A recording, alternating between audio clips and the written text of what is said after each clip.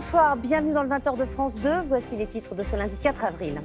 Le monde est révulsé par le massacre de Boutcha en Ukraine. Après les corps allongés dans les rues, c'est une fosse commune qui a été découverte. Il faut maintenant chercher des preuves pour qualifier ces faits de crimes de guerre. Jusqu'où ira la hausse des prix dans nos supermarchés? En Allemagne, les distributeurs jouent la transparence. Ils annoncent jusqu'à 40% d'augmentation sur le lait, les pâtes et le beurre. Le monde n'a plus que 3 ans pour inverser la courbe des émissions de CO2, alertent les scientifiques du GIEC. Nous verrons comment faire baisser notre consommation d'énergie en isolant les immeubles par l'extérieur. Les vergers et les vignes françaises ont été frappés par le gel la nuit dernière. Nous verrons quelle est l'ampleur des dégâts. Certains arboriculteurs ont réussi à s'en sortir grâce aux bougies chauffantes. Et puis dans 2022, le compte à rebours, nous recevons ce soir Jordan Bardella, qui représente Marine Le Pen, et la candidate socialiste Anne Hidalgo. Les images des corps de civils abattus dans les rues de Boutcha près de Kiev ont provoqué l'effroi et la colère à travers le monde. Les survivants décrivent une chasse à l'homme par les soldats russes. Chaque jour, on s'enfonce un peu plus dans l'horreur. Ce matin, nos équipes se sont rendues sur les lieux où une fosse commune a été creusée près d'une église. Arnaud Comte, Stéphane Guillemot et Eggy Yves-York. À l'arrière de l'église orthodoxe de Boutcha, l'innommable réalité. Après des semaines de bombardements et de combats en ville. Depuis 3 semaines, des dizaines de corps anonymes s'entassent dans cette fosse commune.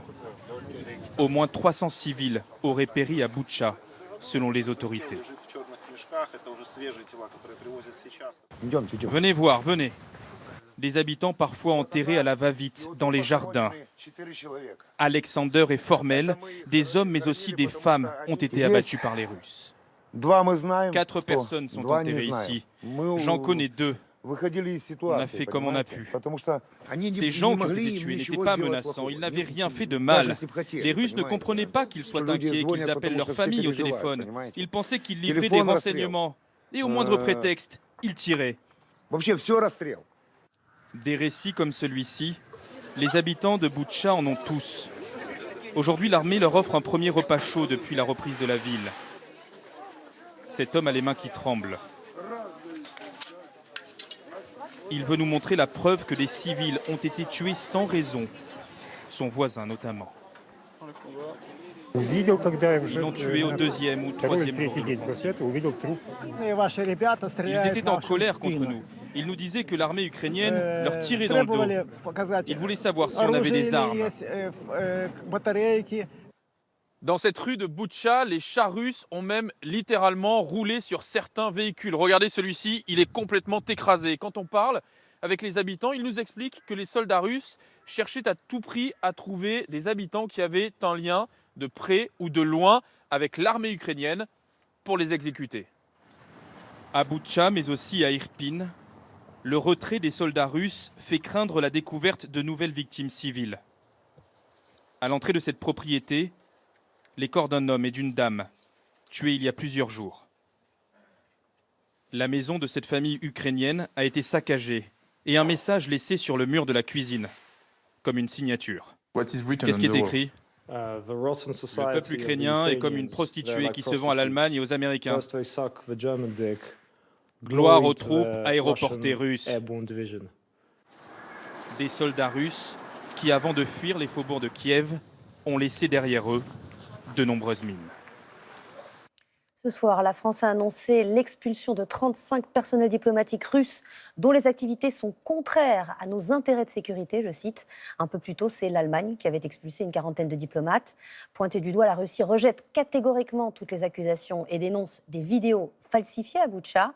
L'ONU parle de possibles crimes de guerre, mais il va falloir le vérifier. Comment va-t-on trouver les preuves et les responsabilités? Éric Pelletier, Vincent Pifteau. Des scènes de crimes à ciel ouvert. À Motigine, 4 civils à peine enfouis dans une fosse. Parmi eux, selon les habitants, la mère du village. Un peu plus loin, dans ce puits, un autre corps. Dans une autre ville, à Boutcha, des dizaines d'habitants tués, leurs dépouilles abandonnées en pleine rue. Pour le président ukrainien venu sur place aujourd'hui, aucun doute, il s'agit bien de crimes commis par des soldats russes. Ce sont des crimes de guerre et ils seront reconnus par le monde comme un génocide. Les Russes, eux, démentent toute implication et dénoncent une mise en scène ukrainienne. Comment trouver des preuves pour identifier les responsables? Il faut d'abord mettre un nom sur chaque victime, retracer quand c'est possible ces derniers instants. Ça va être un travail extrêmement minutieux. Il va falloir développer des enquêtes de médecine légale, des autopsies sur les corps des victimes. Il va falloir protéger l'ensemble des informations sur les endroits, sur la localisation des corps des victimes. Qui étaient les militaires présents? Quelles unités? Quels déplacements? Qui a donné les ordres militaires ou politiques? Les constatations faites sur place ne suffiront pas à donner toutes les réponses. Il y a d'autres sources d'informations. Ça peut être des interceptions d'écoute, de transmission d'informations en temps réel entre les unités, des informations issues de surveillance satellitaire. Ce sont autant d'éléments qui sont très souvent dans ce type de conflit recueillis par des États sous forme de renseignements et qui pourraient constituer des preuves cruciales. Depuis un mois, la Cour pénale internationale enquête sur les exactions commises en Ukraine, susceptibles de relever de crimes de guerre. Lui ne s'est pas empressé de mettre en cause les Russes dans les atrocités perpétrées à Boutcha, contrairement à ses homologues européens. Viktor Orban, le Premier ministre hongrois, a remporté haut la main hier les élections législatives. Son parti a recueilli 53% des votes. Vladimir Poutine a félicité Orban et souhaité un prochain partenariat entre leurs deux pays. Les autres Européens étudient de nouvelles sanctions contre la Russie. Il n'est officiellement toujours pas question de cesser les importations de gaz russe. Pourra-t-on éviter à terme cet embargo? Mesure lourde de conséquences pour les économies européennes. Julien Gasparuto, Laurent Esnault. Le chancelier allemand Olaf Scholz, le président français Emmanuel Macron ou encore le président du Conseil européen Charles Michel. Tous appellent à prendre de nouvelles sanctions contre Vladimir Poutine. Les images de ces civils ukrainiens gisant sur le sol ont choqué le monde entier. Et la question d'un embargo sur le gaz russe revient au centre des discussions. Pour la première fois, l'Allemagne ouvre la porte à cette option par la voix de sa ministre de la Défense. Nous devons rehausser notre réponse en matière de sanctions et il faut échanger le plus rapidement possible au niveau européen sur ce qui est encore possible. Les livraisons d'énergie feront partie des discussions. Mais en Allemagne, tout le monde n'est pas de cet avis, car le pays est l'un des plus dépendants au gaz russe, qui représente 66% de ses importations. La Hongrie, 95% de dépendance, et l'Italie, 43%, restent également opposés à un embargo. 3 pays viennent eux de franchir le pas. L'Estonie, la Lettonie et la Lituanie n'importent plus de gaz russe. Eux aussi étaient très dépendants, de 41 à 100% des importations. Mais ils ont fait des réserves et ils ont commencé à diversifier leurs approvisionnements. C'est dans notre intérêt stratégique de réduire notre dépendance, car sinon la Russie l'utilisera contre nous comme un outil géopolitique et économique. Dans l'immédiat, les Européens pourraient s'attaquer à 2 autres secteurs stratégiques, le pétrole et surtout le charbon russe, bien plus facile à remplacer que le gaz. On consomme beaucoup plus de gaz en Europe que de charbon, ce qui fait que de s'affranchir du charbon, ça a un impact, mais ça a un impact moindre que de s'affranchir du gaz russe. Voilà. Et deuxièmement, le charbon, il y a d'autres sources dans le monde, il y a beaucoup d'autres producteurs. Les discussions vont s'intensifier ici à Bruxelles dans les prochaines heures. Le nouveau paquet de sanctions devrait être acté mercredi ou jeudi à l'occasion d'une réunion des 27 ambassadeurs de l'Union européenne. La guerre en Ukraine provoque des tensions sur le gaz, mais aussi des pénuries alimentaires qui pourraient provoquer des émeutes de la faim en Afrique. En Europe, la rareté fait s'envoler les prix. En France et surtout en Allemagne, où des supermarchés annoncent des hausses de 22% pour les pâtes, 32% pour l'eau, jusqu'à 40% sur certains produits. Nos correspondants Laurent Desbonnets et Brice Boussoir. 3 supermarchés différents à Berlin et les mêmes rayons dévalisés. Impossible aujourd'hui de trouver de la farine ou de l'huile de tournesol.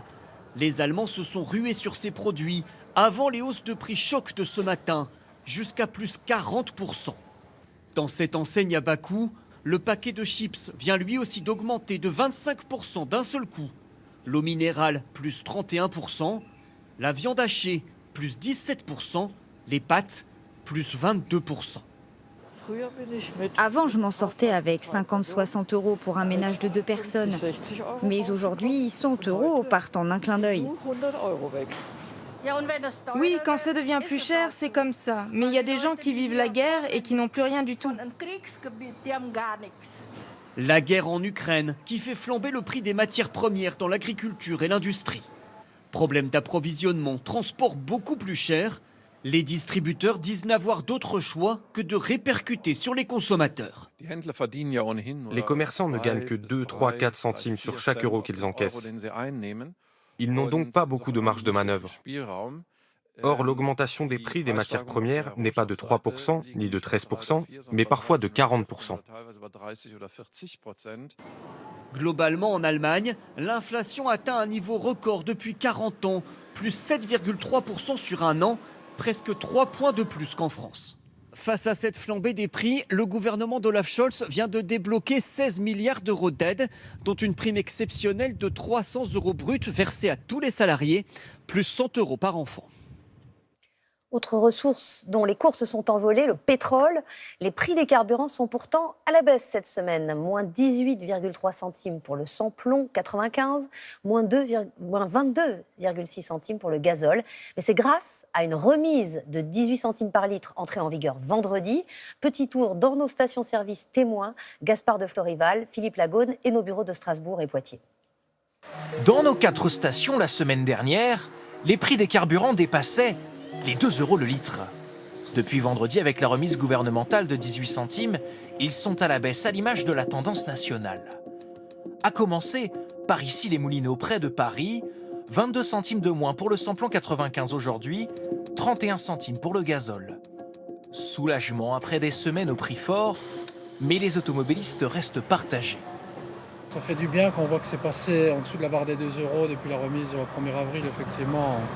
On gagne quand même une dizaine d'euros sur un plein. Je trouve ça encore cher. S'il pouvait y avoir encore un petit coup de pouce de l'État, ce serait pas mal. En périphérie de Chartres à Luisan, là aussi baisse significative. Moins 20 centimes pour l'essence, moins 31 centimes pour le gazole. Un tarif qui comprend les 10 centimes de remise supplémentaire, comme dans toutes les stations Total Énergie. J'ai vu les prix qui étaient pas chers, du coup je me suis dit je vais m'arrêter ici en fait. Le patron se frotte les mains, 800 clients ce week-end, le double de d'habitude. C'est de la nouvelle clientèle, en plus c'est de la clientèle qui vient de la grande et moyenne surface et puis des autres stations, quoi. Je pense que ça va durer, Dans notre station d'Alsace à Onheim, 20 centimes de moins pour le samplon 95, 38 pour le gazole. Mais pour ces salariés qui prennent tous les jours la voiture, la facture reste salée. On a des fois des chantiers à 40, 50, 60 bornes. Et donc c'est vrai que ça fait mal le plein, quoi. Ça reste hyper cher, 80 € pour une 208. À Buxerolles dans la Vienne, la baisse est plus légère. 13 centimes pour l'essence, 18 centimes pour le gazole. Un peu de déception chez certains. On aimerait toujours que ce soit moins. Moi je me rappelle à l'époque où c'était à 1,30, 1,40. Voilà, c'était quand même mieux. Cette remise de 18 centimes dure 4 mois. Jusqu'au 31 juillet prochain. Dans un contexte d'incertitude, les taux immobiliers continuent de monter. Ils ont atteint 1,15% en mars. Ce n'est pas encore spectaculaire, mais cela dissuade déjà certains acheteurs potentiels. On le ressent tout particulièrement dans la région parisienne. Victor Frédéric et Virginie Travers. Après une année de tous les records en France, l'immobilier n'est plus à la fête. Moins 17% de ventes en moyenne au premier trimestre.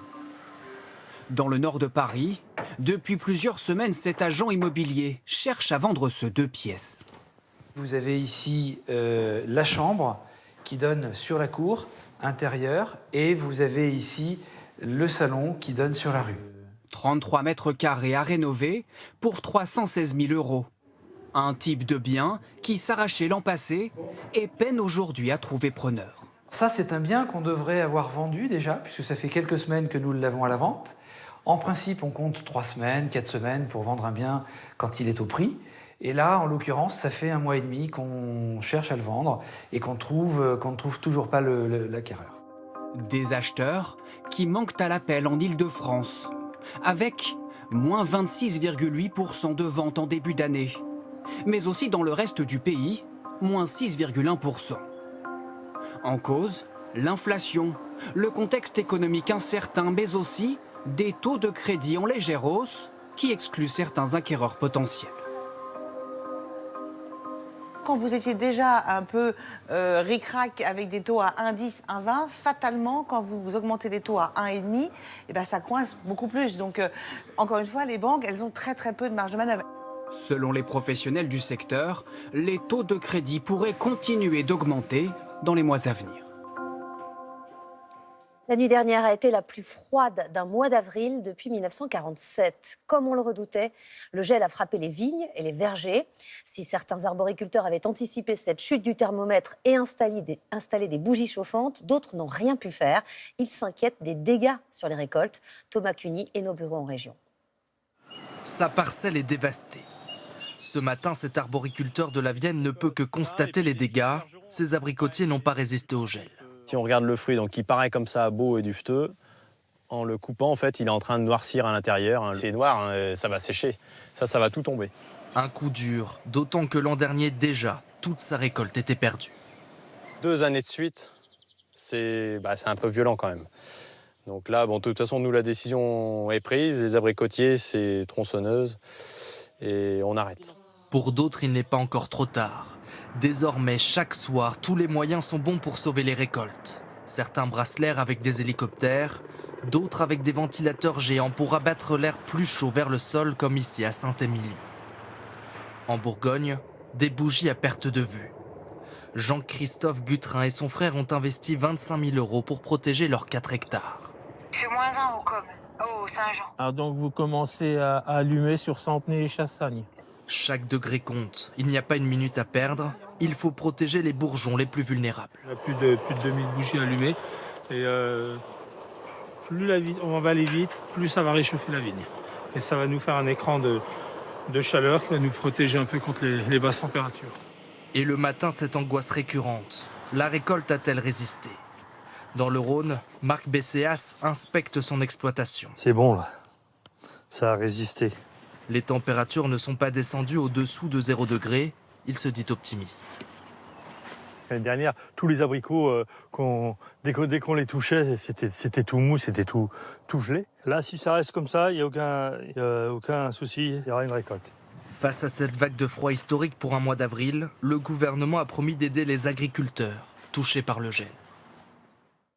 Le temps est compté. Nous avons 3 ans pour faire stagner et baisser nos émissions de CO2 afin que la Terre reste vivable. C'est l'alerte lancée par les scientifiques du GIEC dans le dernier volet de leur rapport. Comment agir en réduisant notre dépendance au charbon, au gaz et au pétrole pour moins consommer? Pourquoi ne pas isoler son logement par l'extérieur? L'enquête de Anne-Christine Roth et Steven Pichamant. À Waterloo, l'isolation arrive par les airs et par murs entiers. Des façades qui se fixent sur les maisons comme un grand mécano. Leur ossature métallique est remplie d'une laine de roche très isolante. Cette façade, elle sert à donc créer un manteau autour du logement, c'est-à-dire qu'on vient isoler pour éviter les pertes de chaleur. En fait, on voudrait déjà réduire la consommation d'électricité, de chauffage, donc on vient rajouter 30 cm d'isolant. La préparation prend 2 jours, mais l'installation elle-même ne dure qu'une journée grâce à ce système de fixation. Non, on est bon. Alors la paroi elle est fixée sur ce support métallique. Là, je serre ma fixation. Après les façades, le toit sera recouvert lui aussi. Des panneaux solaires y seront installés. À l'arrivée, l'habitation doit produire autant d'électricité qu'elle en consomme, un bâtiment à énergie zéro. Dans ce quartier de Waterloo, 160 passoires thermiques des HLM ont ainsi été transformées. Une rénovation à grande échelle qui permet de baisser les coûts. Quand on fait ces opérations sur une trop petite échelle, on est encore à 120 000 € au logement. Alors que l'objectif qu'on a en massifiant et en industrialisant, c'est de tomber dans la fourchette de 60 à 70 000 € au logement. Industrialiser l'isolation, le concept est né aux Pays-Bas. Il s'appelle Energiesprong, littéralement le saut énergétique. Faire du prêt-à-porter plutôt que du sur-mesure. Un secteur florissant. Cette entreprise est le leader des façades préfabriquées.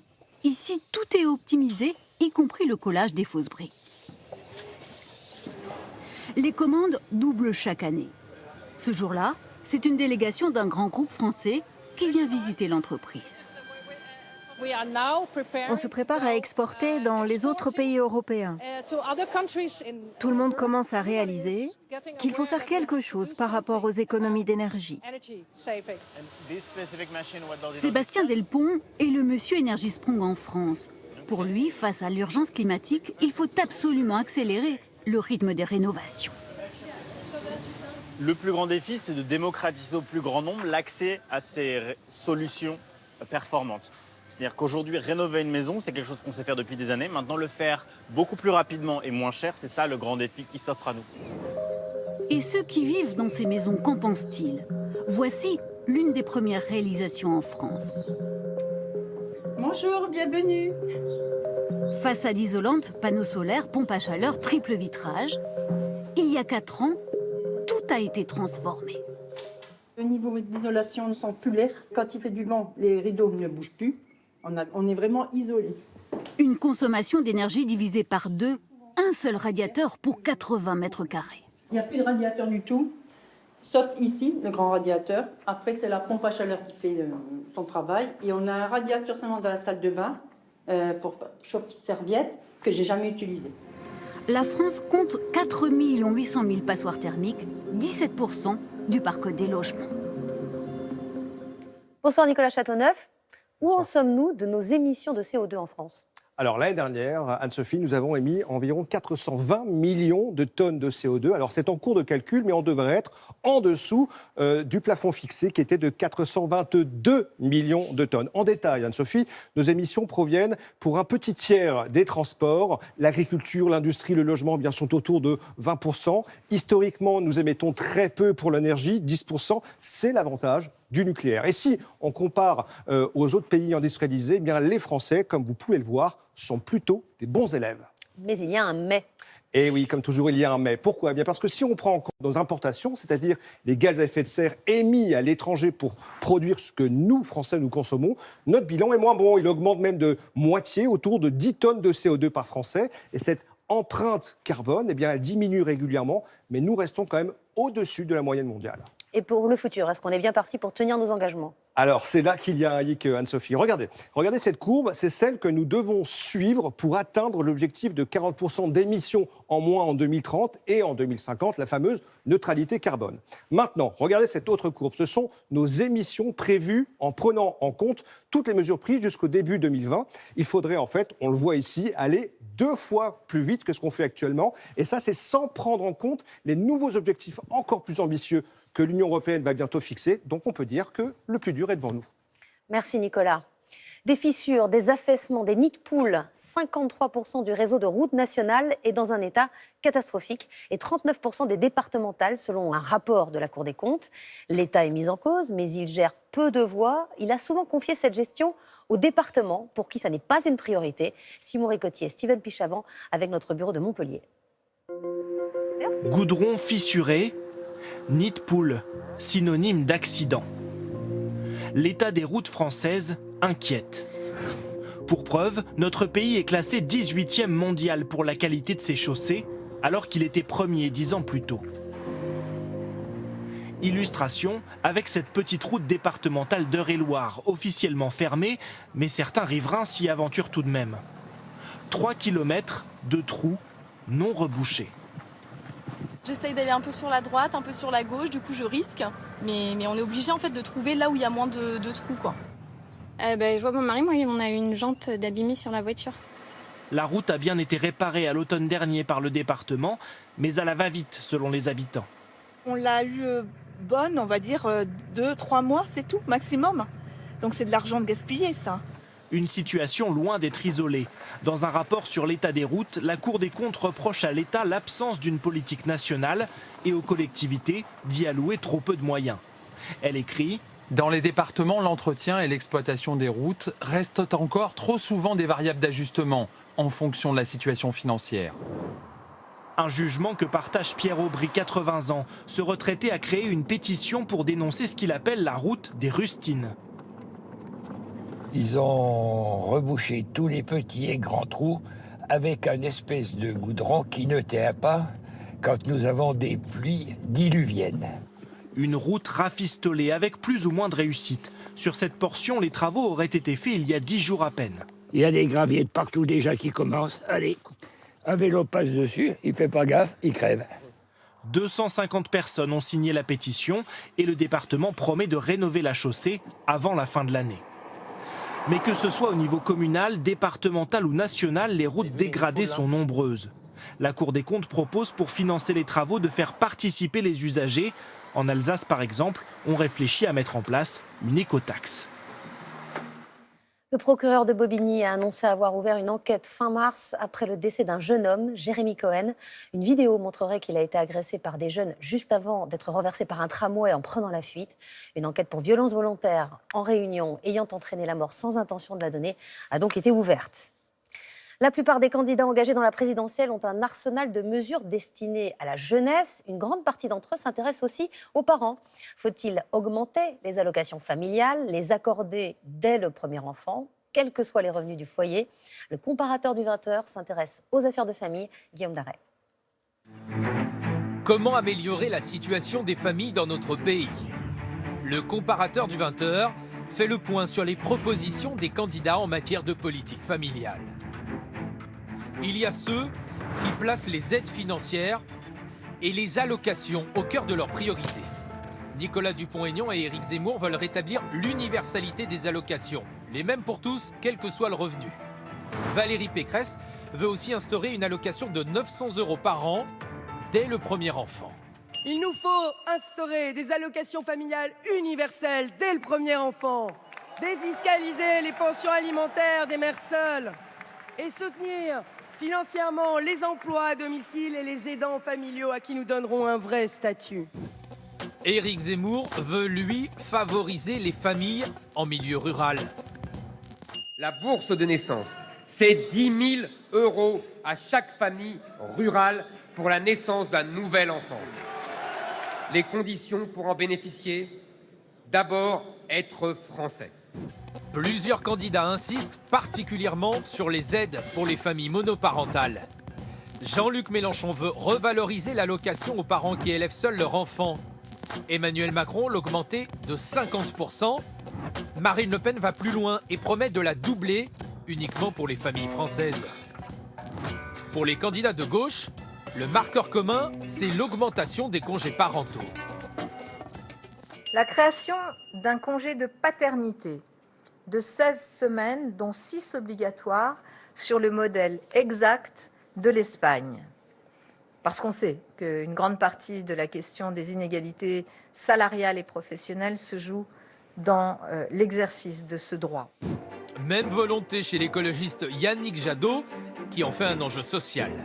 Il faut pouvoir donner cette possibilité en sortant de la pression notamment des entreprises qui évidemment voudraient éviter et que les mamans fassent des enfants et que les parents s'occupent de leurs enfants. Avec la baisse de la natalité sur les 10 dernières années en France, la politique familiale redevient une vraie question de campagne. C'est l'heure de notre rendez-vous politique. 2022, le compte à rebours. Nous recevons pour commencer Jordan Bardella, qui remplace Marine Le Pen. Elle avait confirmé sa venue, mais elle a changé d'avis. Nous accueillons donc le président du Rassemblement national,